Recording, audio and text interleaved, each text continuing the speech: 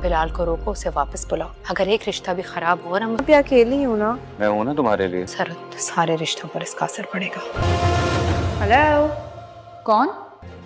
अकेली कहाँ हो तुम? किसकी कॉल है? पता नहीं, नजर नहीं आ रहा मुझे। मैं तो नजर आ रहा हूँ ना तुम्हें। आप तो हैं। अगर वहाँ आई गई थी उसके कमरे में, पता नहीं कोई है ही नहीं घर पे, कोई नजर। मगर जब मैं नजर आ रहा हूँ तो किसी और को ढूंढने की क्या जरूरत है? तो थोड़ा बिहेव कर लेती। आप उसके मौजूदगी में फायदा उठा रहा था वहाँ। नूर की माँ ये नहीं चाहती है कि बिलाल की वजह से कोई भी रिश्ता टूट जाए, और ऐसा करने से सारे ही रिश्ते बिखर जाएंगे। और बड़ी अम्मी ने हर रिश्ते को बहुत ही मजबूती से थाम के रखा हुआ है। वो नहीं चाहती हैं कि एक कड़ी टूटने से सारा ख़ानदान बिखर जाए।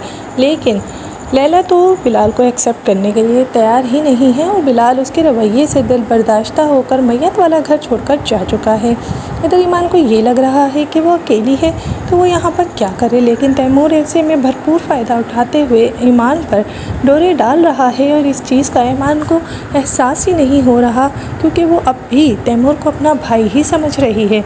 जैसे ही ईमान एक कॉल उठाती है, उसे नहीं पता चलता है कि किसकी कॉल है, लेकिन दूसरी तरफ होती है ज़ारा, जिसको कि ये अंदाज़ा हो जाता है कि उसका घर है ख़तरे में। इसीलिए वो सब कुछ छोड़ छाड़ कर पहुंच जाती है तैमूर और ईमान के पास। और वहाँ पर भी तैमूर उससे काफ़ी ज़्यादा गुस्सा होकर बात करता है। तब ईमान की वजह से दोनों में काफ़ी ज़्यादा मिसअंडरस्टैंडिंग होती है, लेकिन ज़ारा उस वक्त खामोश नहीं रहती है और उससे ये जता देती है कि वो उसके कमरे में क्या कर रहा था, जिस पर बात को आई गई करने के लिए तैमूर उसे कह देता है कि वो फ़ायदा उठा रहा था ईमान का और ज़ारा के ना होने का। अब देखना ये है कि ईमान और ज़ारा दोनों ये बात समझ पाती हैं या फिर तैमूर की हंसी मजाक में ये बात टाल देता है।